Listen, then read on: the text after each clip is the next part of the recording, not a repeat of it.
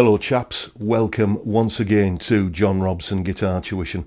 As always, I do hope you're well. Today's little video is something of a cautionary tale really, about a bad habit that many beginner stroke novice rhythm guitarists often fall into. It's a very easy habit to fall into and a really difficult one to get out of. Hopefully I can help you with that today if this is something that's afflicting you. So what's this bad habit then? It's basically playing all of your songs with a kind of a default involuntary swing style rhythm. Now we'll look at exactly what a swing rhythm is a little bit later in a couple of minutes. But what I want to do now is try and demonstrate just how bad it can make a song sound if you play a swing rhythm where one isn't appropriate for the piece of music. Which gives me something of a problem, if I'm honest, because the easiest way to demonstrate this would be to play a very famous, well-known song with an inappropriate swing style rhythm. And there's the problem. YouTube's copyright policy is getting a little bit overzealous, I think it's fair to say, which means that if I play a famous song to you, I probably owe someone some money as a result of it. I mean, just the other day I was thinking of the chord sequence to Hotel California while I was doing a video on something else, which probably means I owe Don Henley a wodge of cash now. But anyway, so I'll tell you what, let's do it like this. Let's imagine a completely fictional, hypothetical four-piece band that maybe came from, I don't know, Liverpool. It's as good as anywhere, isn't it? And let's say they came to prominence in the 1960s. And let's imagine that one of their songs began on a C chord, then went to a G, A minor perhaps next, then F, then another C perhaps, then G again, then F, then back to C. I mean, I don't know what you'd call a song with those chords in it. I suppose we could think of a title, but I'm not going to bother for the moment. I'm just going to let it be. So let's hear what that's going to sound like if I play it with an involuntary, inappropriate swing style rhythm like this. 2, 3.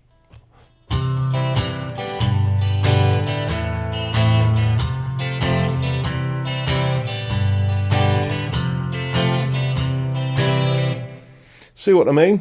It sounds kind of like some line dancing anthem, doesn't it? And that's not what we want.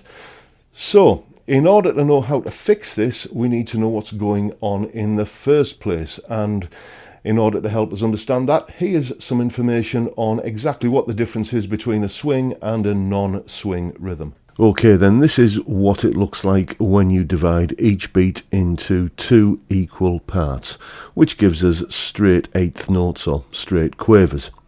And if you count it and play it as it is written, it will sound like this. 1 and 2 and 3 and 4 and 1 and 2 and 3 and 4 and... Now let's divide the beat into three parts. Basically, we're creating things called triplets here, which are counted, as you can see, 1 and 2 and 3 and 4 and And a swing rhythm happens when you do the downstroke on the number, on the downbeat, and the upstroke on the a. And if you play that, it sounds like this. 1 and 2 and 3 and 4 and 1 and 2 and 3 and 4 and... So there you go, that's the difference between a swing rhythm and a non-swing rhythm. So how do we get rid of that swing when it's not appropriate? Well, it's all down to using a metronome in a slightly clever way, a little bit like this. Okay, so here is our metronome. I've just conjured one up in Audacity, but you can do it any way you wish. And we're not really going to use that one though. We're going to use this one, which, as you can see, is at twice the speed. There are twice as many clicks per any given amount of time. We're going to count it like this though. You can see that the 1, 2, 3, 4 beats are in reference to the original metronome, and the ones in between, which are generated on the double speed metronome, are where the ands lie in between the beats. So 1 and 2 and 3 and 4, and there you can see where your downstrokes and upstrokes lie. So the trick is to set a metronome at twice the speed that you need to play, and this will give you a click for each downstroke and each upstroke, and then you can play along with it like this. 1 and 2 and 3 and 4 and 1 and 2 and 3 and 4 and 1 and 2 and 3 and 4 and 1 and 2 and 3 and 4 and... So there you go then. If you find that the rhythm guitar parts that you're playing all sound a little bit like line dancing tunes, or if your friends and family, when you play them a song, their reaction is, I didn't realise there was a country and western version of that, well done.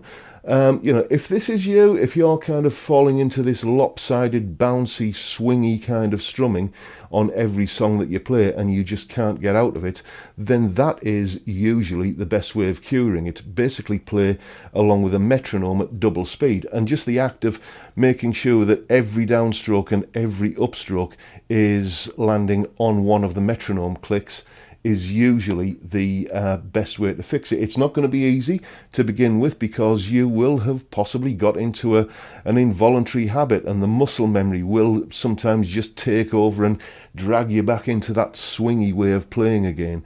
But, you know, with a little bit of concentration and a little bit of, you know, diligent practice, well, a lot of diligent practice actually is usually what it takes, you can cure it. There is nothing wrong with playing a swing rhythm. I just want to make that clear right now. There are some songs that absolutely require that kind of lopsided kind of groove to it, but you know, not all songs do, and it's an effect you need to be able to switch on and off as required. And it would be just as bad if you couldn't do a swing rhythm, and some songs that needed it would sound just as bad without it as the ones that don't need it do when you put it on there. But in my experience as a guitar teacher, it tends to be much more a prevalent problem, where people kind of get into the habit of doing the swing rhythm and then can't get out of it when they need to.